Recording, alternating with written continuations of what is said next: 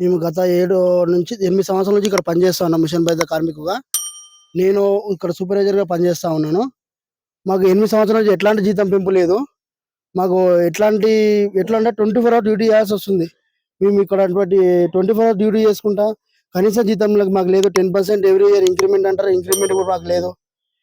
మాకు ఈ జీతము ఇప్పుడు ఇంతకుముందు ఉన్నదానికి మొన్న ఒక రూ. 1000 పెంచిర్రు.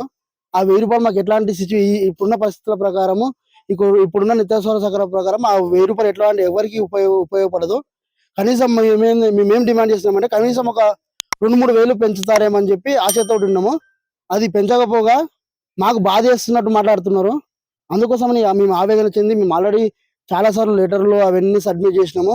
అయినా కూడా పట్టించుకున్నందుకే ఈ స్థితికి తీసుకొని వచ్చినాము.